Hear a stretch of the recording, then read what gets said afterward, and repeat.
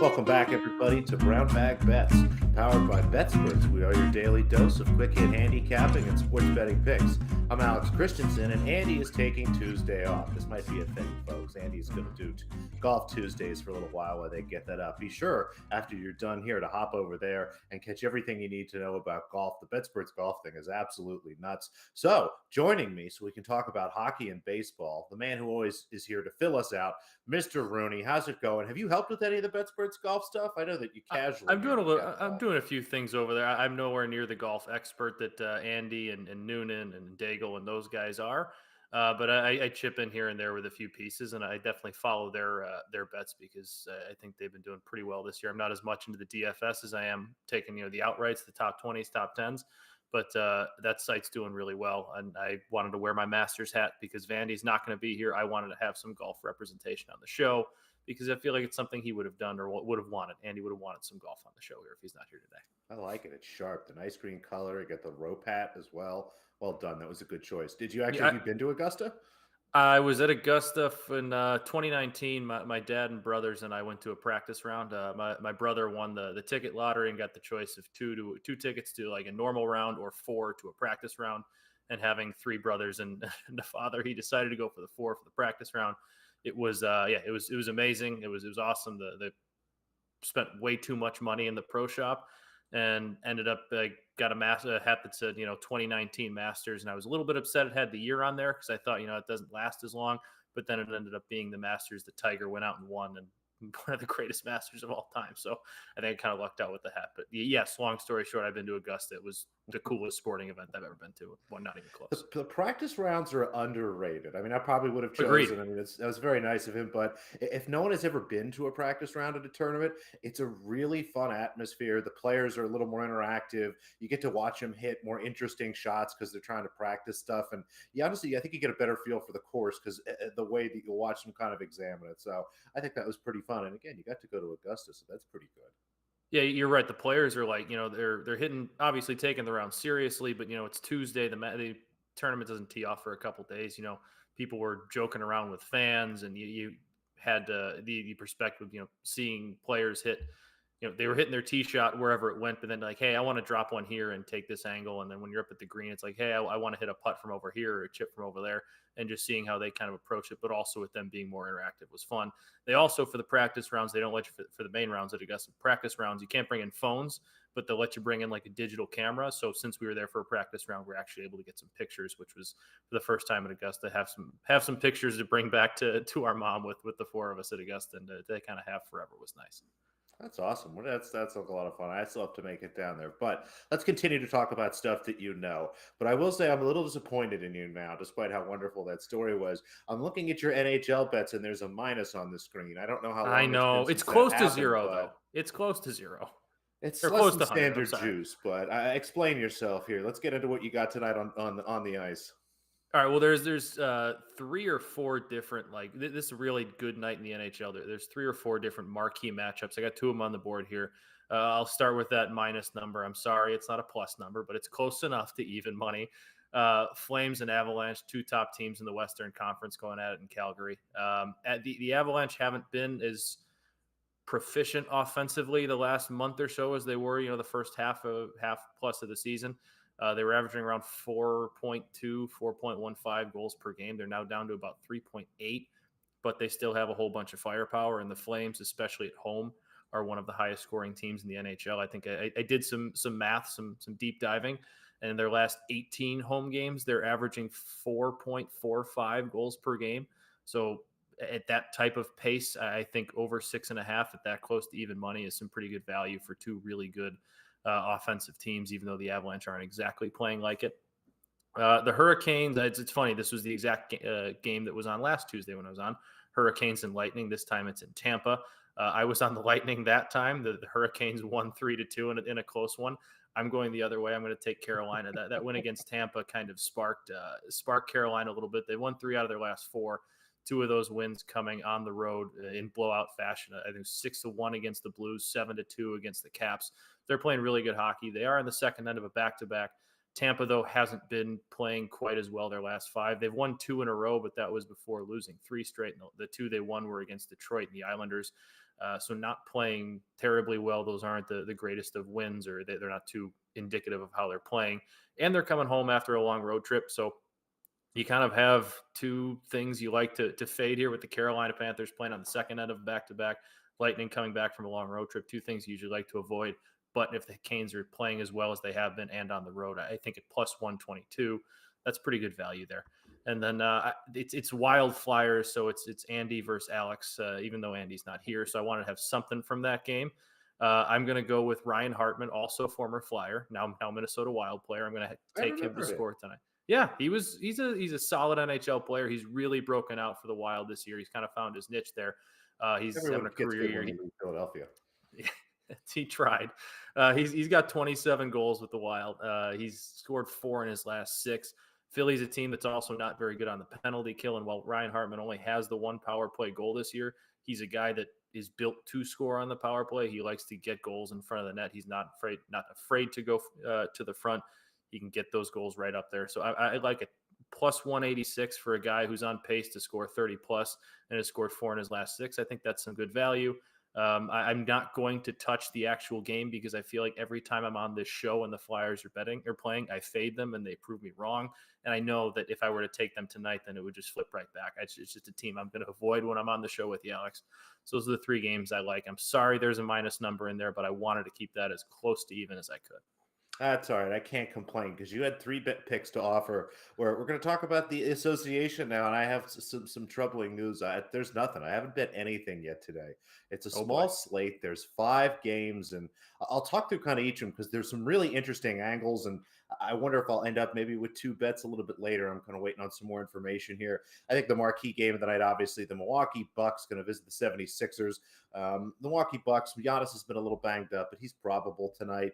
This came right on my number. I know a couple smart guys do like the Bucks here. The Sixers have really been struggling the last couple of weeks and continue to fail to close out games against very good teams, and that's what the Bucks are tonight. Now, we'll see if things are a little bit easier at home, but if the Sixers are up big late, even as a Sixers fan, I will be live betting the Bucks if they're down in the fourth quarter there. It's just a tough spot. I think the Bucks can definitely cover there, but the Sixers really should put them away. They generally do well against the Bucks. They match up nicely, but we'll see how things go.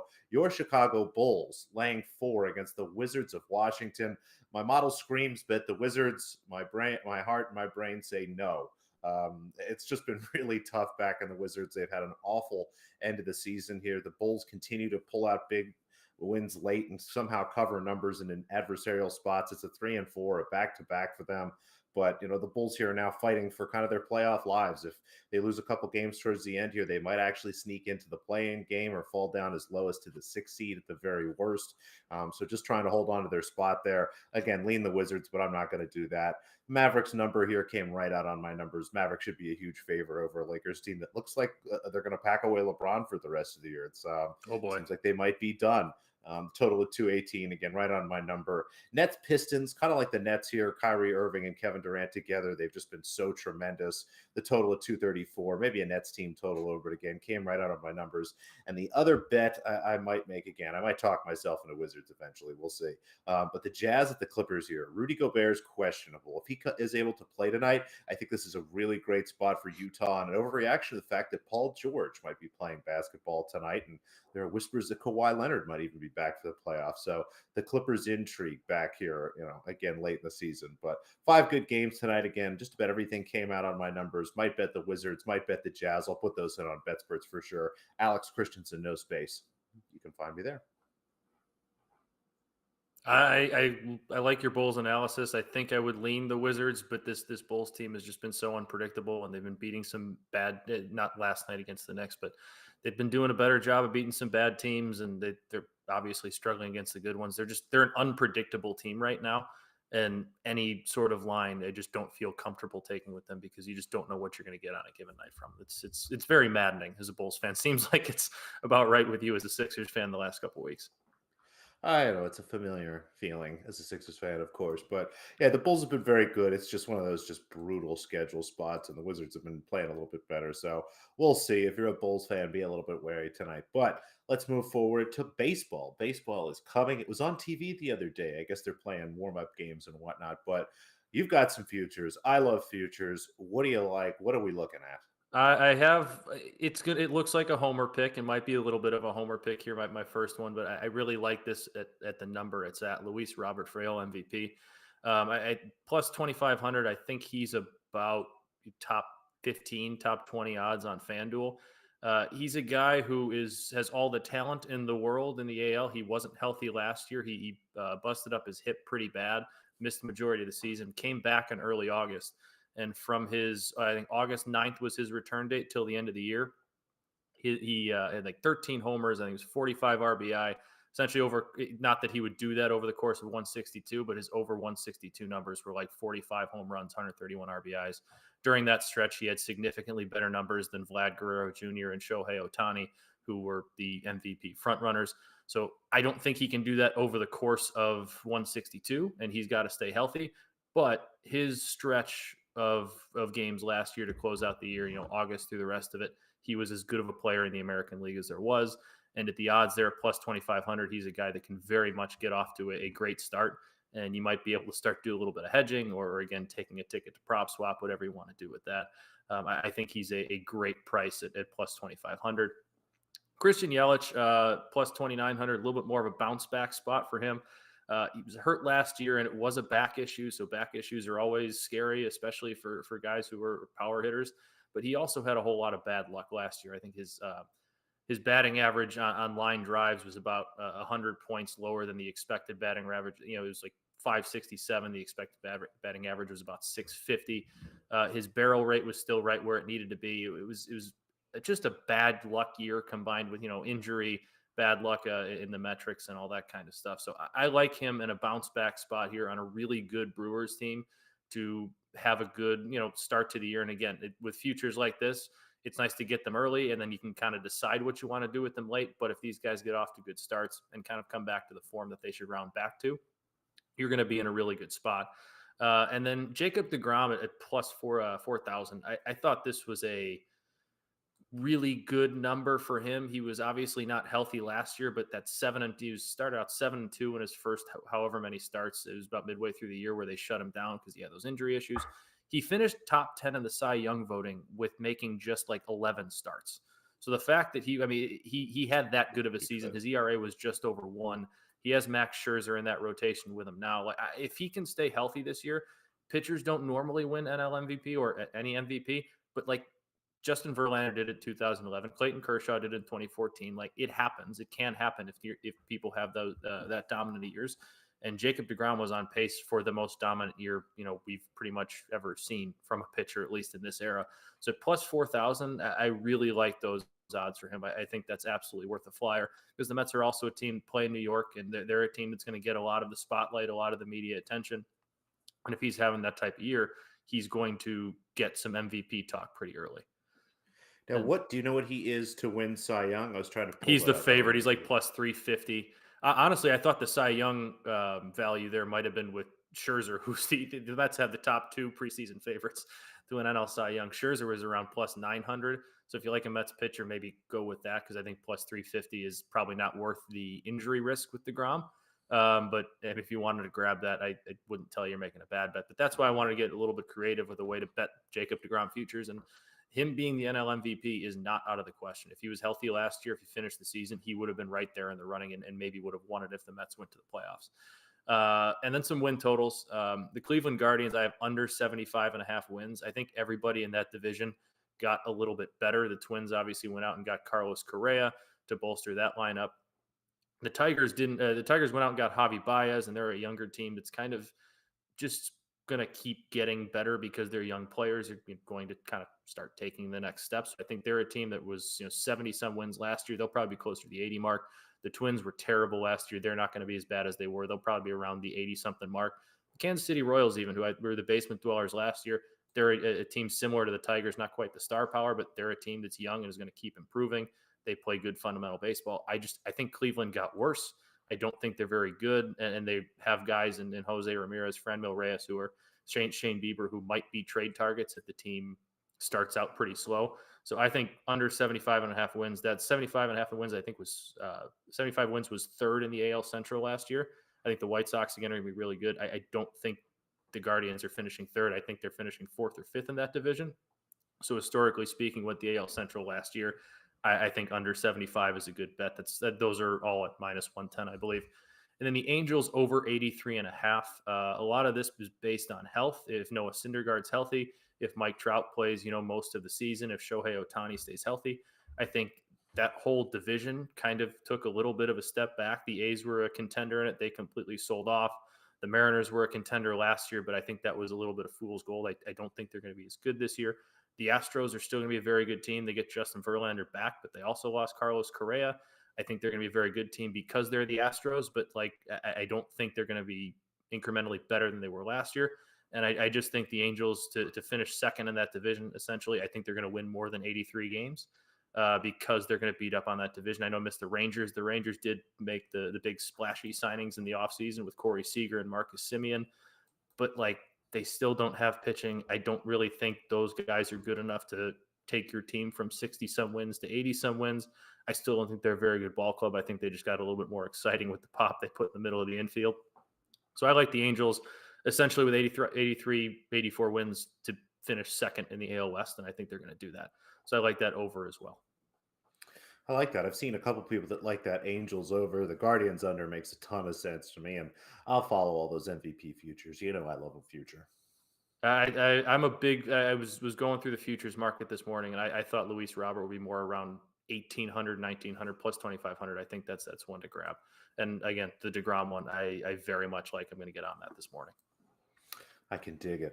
Now we got to do some stuff. The futures, that's for later. We got to do something this afternoon. And the good news is there is no golf, unfortunately, on Tuesdays for whatever reason.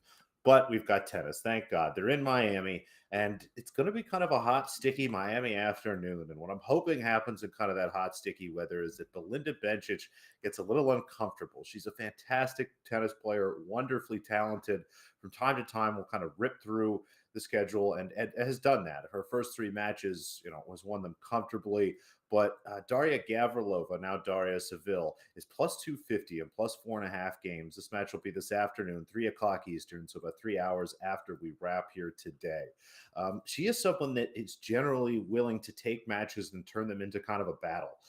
She'll grind them out. She'll just keep trying to return points, make things as ugly as absolutely possible. And Bencic from time to time will kind of fall apart in those conditions. I think the heat, given how comfortable the matches has been for her, there's going to be a lot of adversity here. And given just how good Seville has been playing in general, I have this match closer to plus 200. So grabbing plus 250 looks pretty solid. Now make sure you do this on a book that will void if the match doesn't finish at all. She is approaching mummy status. She continues to add more and more tape to her body with every match, but has had some time in between matches. I think she'd be okay here. And again, I think there's a chance she steals the set, keeps it close in 2. So I'll grab the 4.5 games as well. Again, that'll be this afternoon at 3 o'clock. Jessica Pegula will grab this one. Not sure what time. This match will be tomorrow. Honestly, probably after tomorrow's show, but I can never quite tell. She plays Paula Badosa. I've got this match, not quite even. Badosa would be a small favorite here, although she has shown some fatigues. Just doesn't look quite right. Has been calling for doctors and stuff. Seems to be dehydrated. We'll see how she does again in some of these conditions. This is another match I hope it's in the afternoon. It'll be a much better spot. But even if Badosa is fully healthy here, I have this match a lot closer to plus 130, plus 140. So plus Jessica Pegula, plus 160 or better. We'll have that one in our pocket for tomorrow afternoon. But we'll have Seville this afternoon at about 3 o'clock. Have that lead you into dinner, and then we'll get some hockey, maybe an NBA bet if I can get it together. Where can I watch the Seville match? Because I like your logic there a lot, and you can see from my hockey bets, I'm a sucker for good value. That seems like some great value there. Well, I think our friends at FanDuel might actually have the video feed on that one. Oh. Otherwise, you have to, I believe, go through the tennis channel and one of their apps. Of course, there definitely isn't any way to stream it otherwise. Since, of course not. No.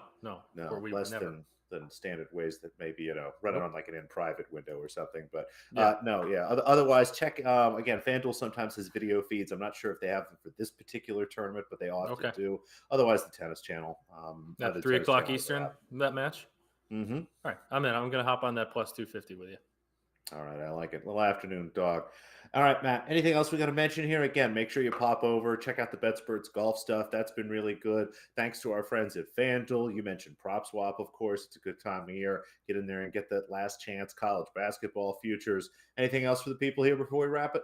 I bought a prop swap ticket a couple weeks ago, a Kansas to win the title and Justin Thomas to win the Masters parlay. That's still alive. I mean, Justin That's Thomas is fun. going to be one of the betting favorites. Kansas obviously in the Final Four.